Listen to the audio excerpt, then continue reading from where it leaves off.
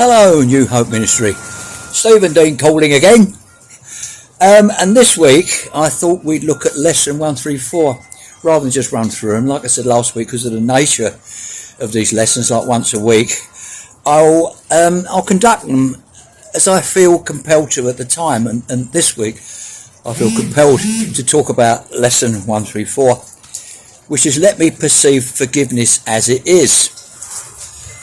Now, forgiveness is a very, very important theme in A Course in Miracles, in that we have to learn to forgive ourselves and everybody around us, you see.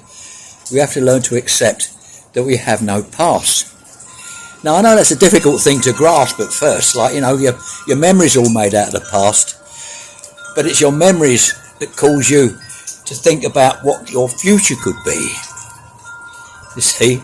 So your future is actually made up of your thoughts from the past, as decisions you made in the past govern what you think about what you'll do in the future, you see.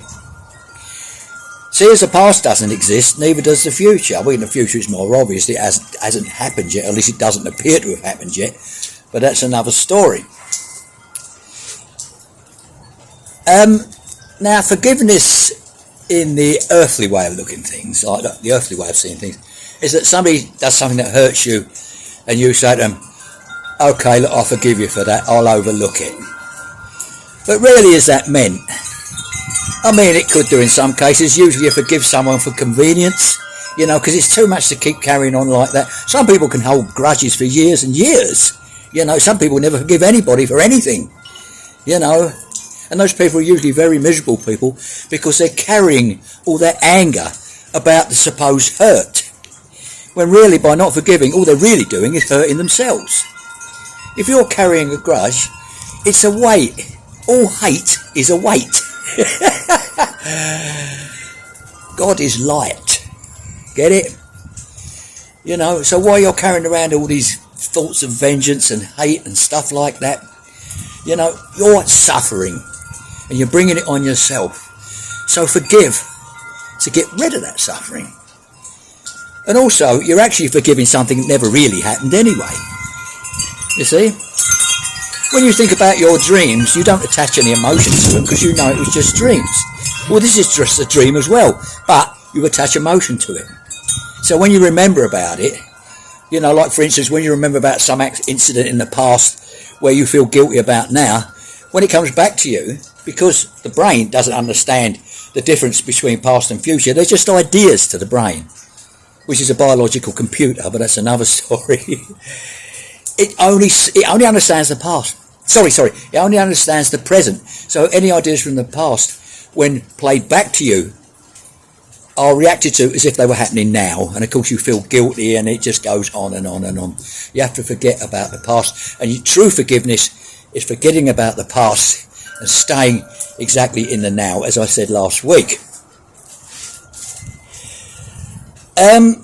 Now, as it says here, I'll read something from the book here. Forgiveness is the only thing that stands for truth in the illusions of the world. You see? Because if you forgive everything, you've forgiven the illusion. Because the illusion is made up of what you think it is. And all these names around you put onto everything is what you think the world is. But isn't really, as I said last week, it's all God. You see? It goes further to say, forgiveness, it sees their nothingness and looks straight through the 1,000 forms in which they may appear. It looks on lies, but it's not deceived. You see? Truth knows. Forgiveness knows that this is all a lie, if you like, an illusion, an idea, or better still, a distortion of truth is what it is. We're seeing God distorted.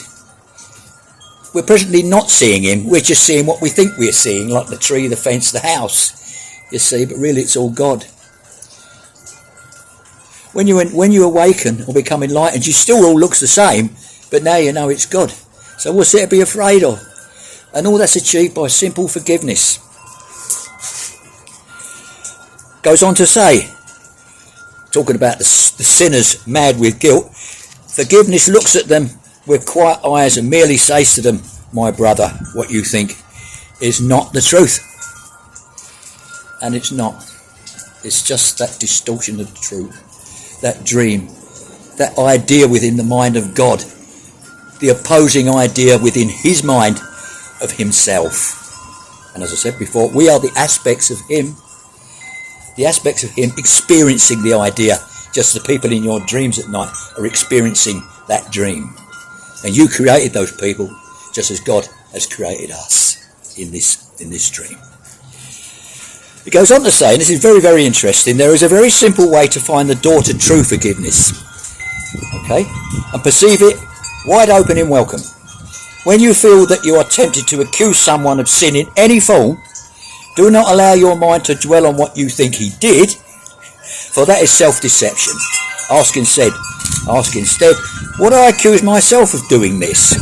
Now, when I first come across this question, when I started studying A Course in Miracles, when it says, would I accuse myself of doing this, I thought about some of the things I've seen people do, and I thought, yeah, I would, because I've done that myself at some point.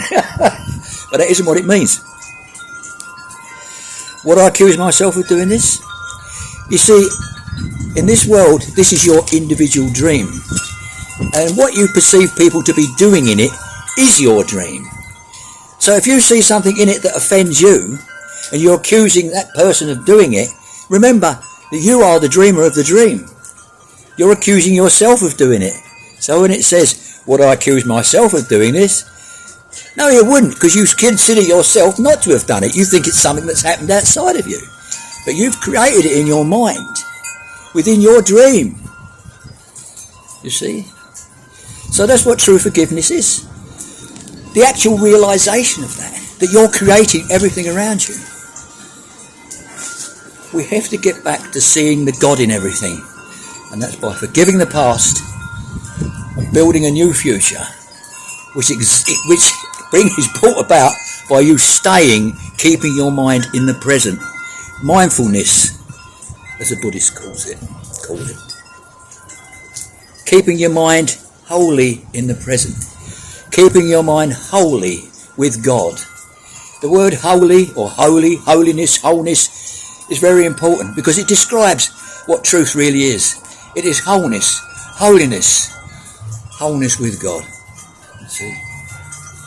And also, I'll just say before we finish, when you've learnt to forgive yourself, remember that everybody around you is a product of your dream, yet for them, their dream is their individual dream. Remember that they have no past either. If you've got no past, then neither have they. And that makes forgiveness that little bit easier. Okay. I love you all. That's the lesson for today, and I'll see you next Sunday. Bye.